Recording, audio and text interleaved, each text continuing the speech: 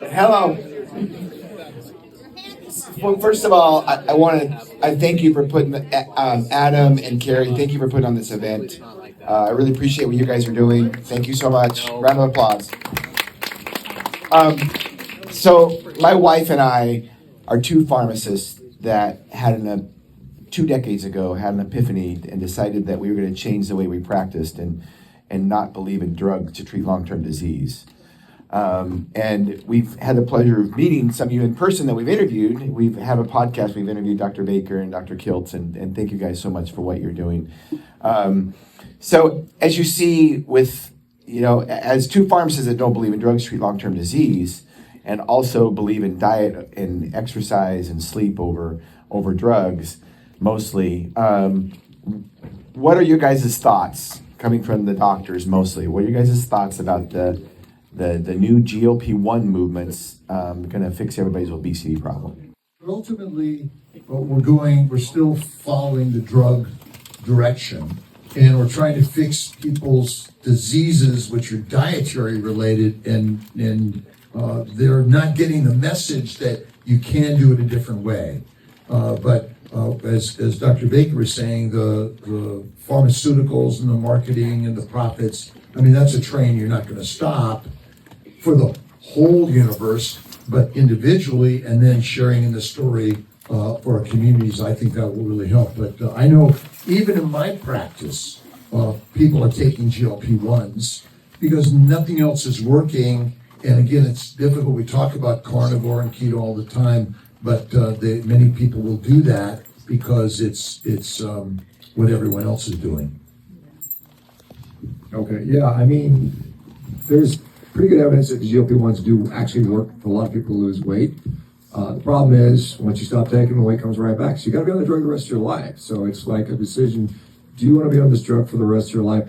And there are a lot of side effects, unfortunately, like most drugs. The reality is whatever we are told the side effects are, whatever we are told the benefits are, one is overemphasized and one is de-emphasized. That's just the history of any pharmaceutical company. And, if you like, I talk to physicians who work in the ER, and I say, how often do you see people coming in with, problems from GLP-1s? They say all the time. I say, well, how often do you report it? And they say never. Because it's literally, we have, so if you guys don't know this, some of you guys remember during COVID, they have this thing called VAERS, Vaccine Adverse Events Reporting System, right? Pretty much it's fairly underutilized, but we have another system called MedWatch. It's a federal reporting requirement for drug adverse events. It is 100% voluntary. It's not mandatory. Almost no one ever uses it. It's used to about 1% of the time. So only 1% of serious adverse drug events ever really get reported. So how long do you think it takes for somebody to pull a drug from the market that's been damaging people for years and years? We saw it with like Vioxx. I remember when I was early in my orthopedic career, I prescribed Vioxx all the time. It was a good drug. I thought it was a good drug. It worked. It helped people, but it ended up killing a bunch of people. A lot of people had heart attacks. And so these are the things you have to worry about with the drug system. I mean, they are always reliably. I mean, a lot of these companies have literally been convicted of fraud, criminal activity, and yet no one goes to jail. They pay a little slap on the wrist fine. It might be $1 billion, but when they make $100 billion off the drug, that's like cost of doing business. It's like no big deal.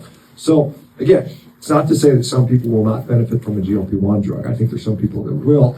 But again, I think we have to get beyond the mindset of pills for every ill. I mean, and I we've got, your guy up in Alaska, 300 pounds, what is it, 200 pounds in 200 days? I mean, and there's several people out there. Like I know, Lindy from Australia, same sort of story, 500 pounds in 2 years. And it's ridiculous. So this is something that's fixable without drugs, in my view, but it often takes a lot of effort, hand-holding, motivation, accountability. That's why we started Rivero, in fact, because our people, we hold people's hands every day. We sit there and we nag them. We literally nag them. Hey, why don't you log your data?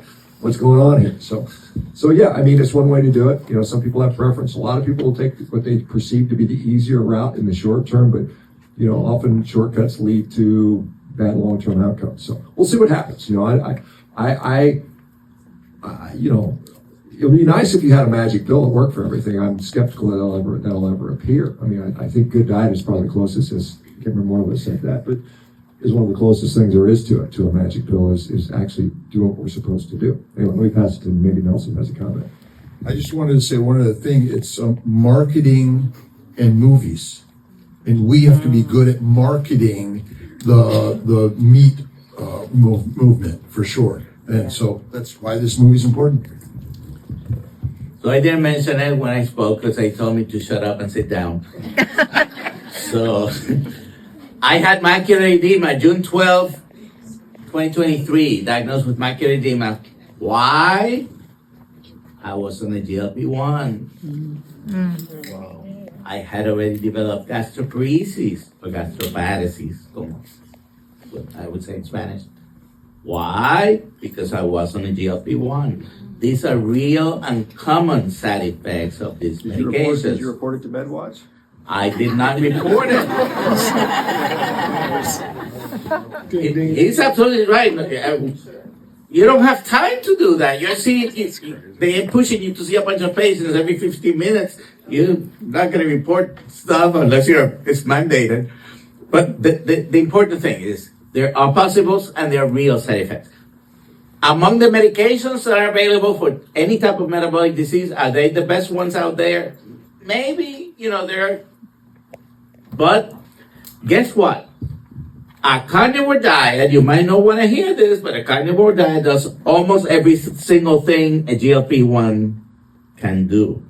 Now, some people may need the extra push. I don't know. We had a drug revolution 30 to 35 years ago. From what? Do you remember? I don't know if you were a doctor already, but you might remember a group of medications that came around. It's over 30, but almost 35 years ago. What are they? Statins. The statins. We were not going to have any more heart disease. Yep. We eliminate heart disease with the statin. Number one. No. So, I'm done. I got one thing I want to say real quick. I'm not a doctor. Good. I like history though, and I love this question on the GLP-1s. In the history of mankind, there's never been a safe and effective weight loss medication. They've all been banned. I remember my aunt and uncle went on fen years ago. Oh, Remember fen? 20 years it took for the valve issues in the heart and killing people 20 years later. So if these GLP-1s are a miracle drug that we've somehow been able to outsmart Mother Nature and take a shortcut, it'll be the first time in history.